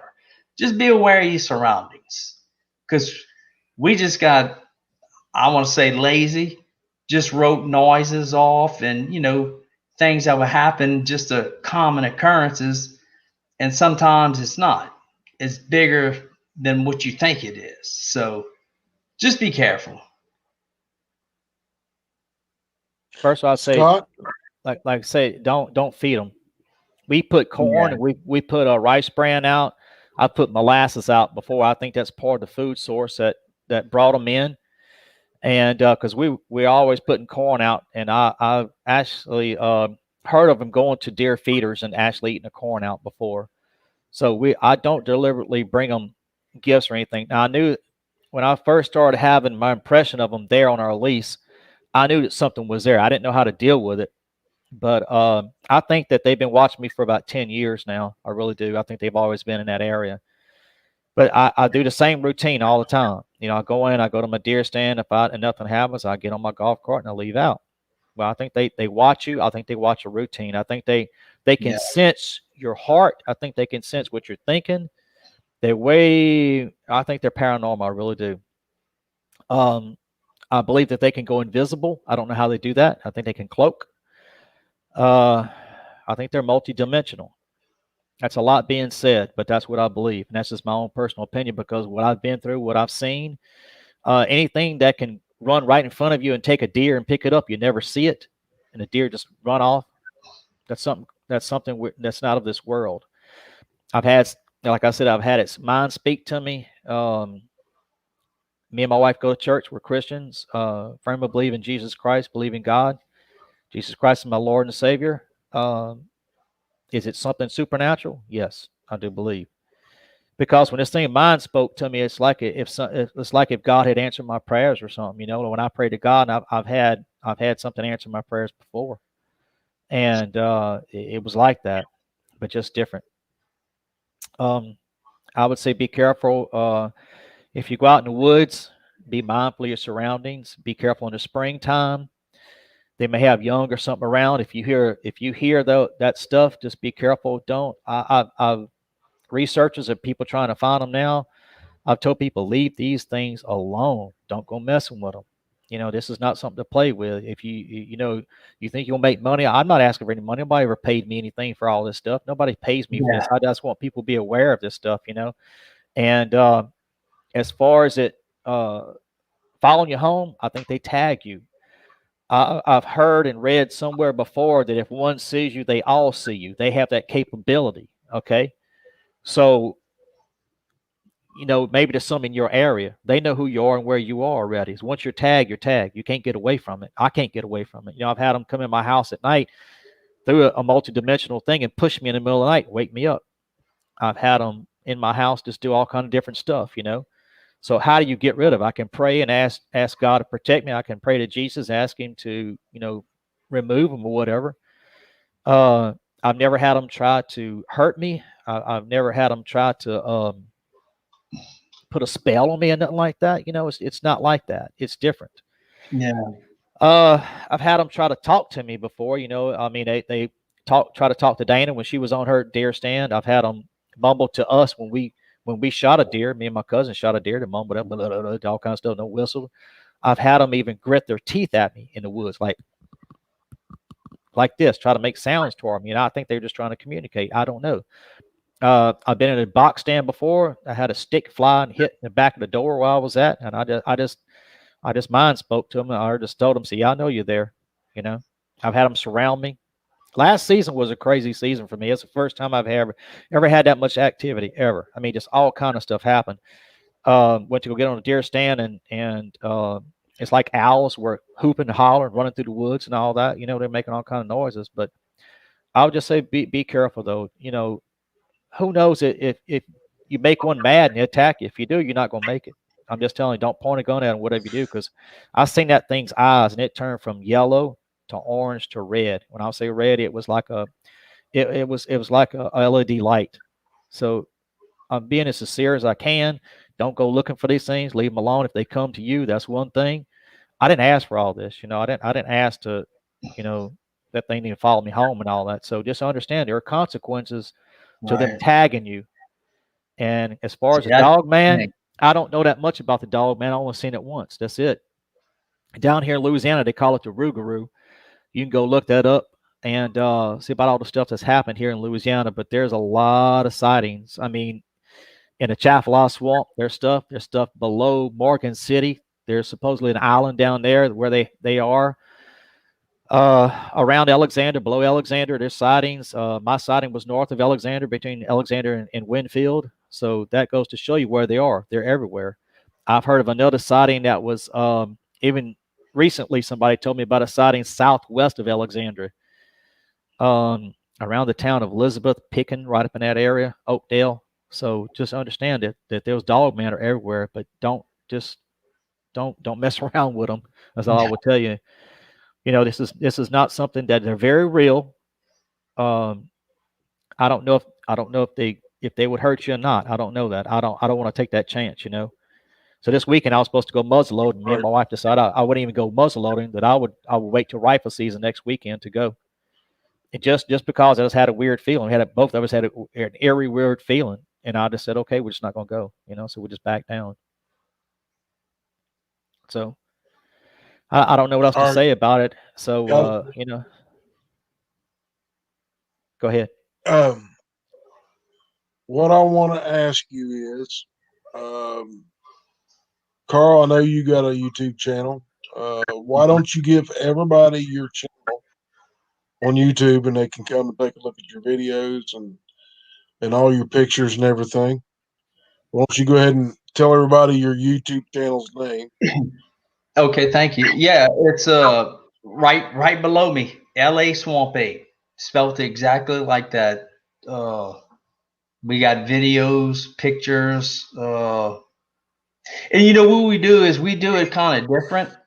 We just put up a video and say, hey, here it is. Tell us what you see. Tell us what you think.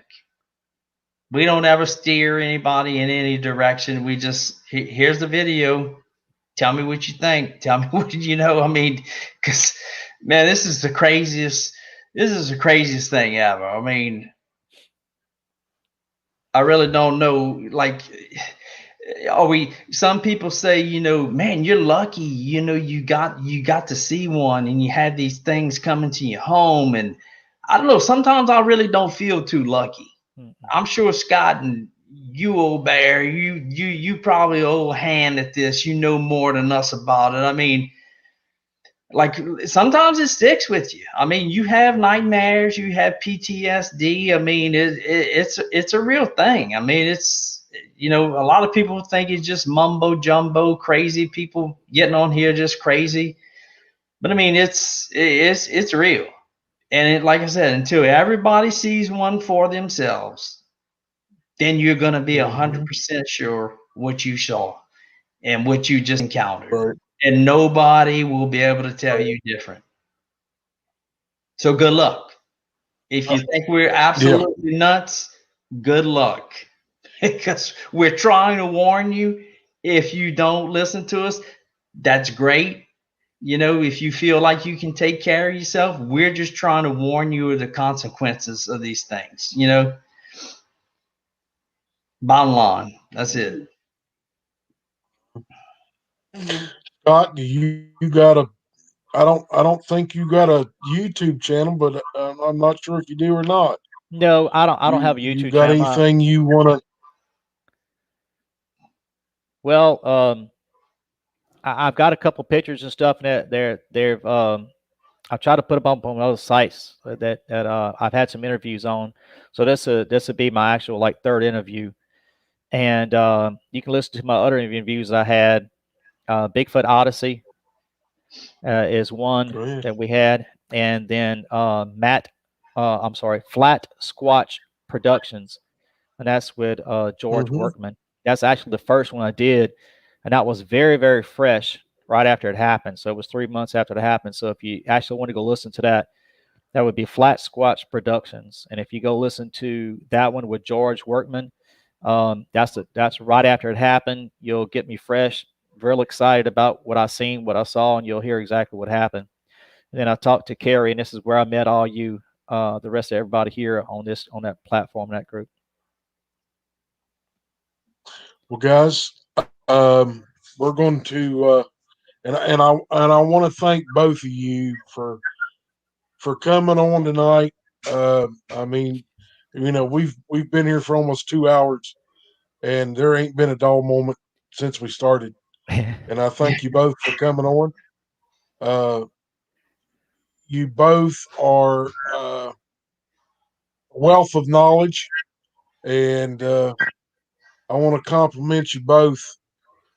Uh, y'all understand this one thing about Bigfoot. They can be dangerous, and you're not afraid to tell people. They may not want to hurt you at that point, but if you do pick up a gun, you point it at them, there's Yeah. always that chance they may get aggressive. And you guys know that, and you all want to point it out, and you bring it out in everything you do. And I thank you both for being honest Yep. and being straightforward with people about these creatures. But guys, we're going to if you two will just hang out for a little bit in the back, I'll be right with you. I'm gonna close the show out, and I'll be right there with you guys in just a couple of minutes, about a minute or so. All right, guys. Thank you. All right. Well, thanks for having us and just letting us get our message out there. I mean, like I said, people can make fun of us, call us whatever you want, but until you're 10 or 15 feet away from one of these things, I mean, good luck. Yep. We tried to warn you. Right. Yep. If you laugh at us, the joke's on us. But guess Yep. what? If you get caught out there and you get caught in a bad situation, the joke is on you, and it might not turn out well. Yep. So just be careful. Mm-hmm. That's Be careful. All right. Thank you. Appreciate you having me on. All right. Yeah. Hey, glad to Thanks. have you guys. I'll be right Thank you. with you guys. Just hold on there. All right. Yes, All sir. right. All right, guys. We've come to almost 2 hours tonight, and I want to thank every one of you guys that came in, guys and gals. Uh, we had a great show tonight, and like I said earlier, the two gentlemen that were on, they're a wealth of knowledge. They look into this. They deal with it at their homes, and I hope and pray that each and every one of you had a wonderful night.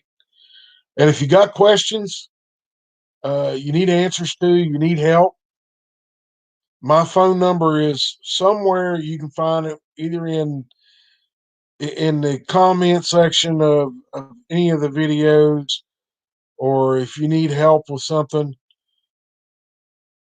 get a hold of me. Send me an email. My email's on the description on the channel and everything, guys. If you can't find my phone number, send me an email. Ask for my phone number. Tell me what it's about, and I'll send you my phone number. You can call and ask me about whatever you need. Um, so, guys, y'all have a blessed night. And Clown Atkins, how about you prove the Patterson film is not true, sir? Yeah, you heard me. Prove it ain't true. I can prove that it's true because I can take you and show you a Bigfoot. And when it comes up and it picks you up and rips your head off, we'll see who's true and who ain't. Y'all have a blessed night. Talk to you guys later on. Bye bye.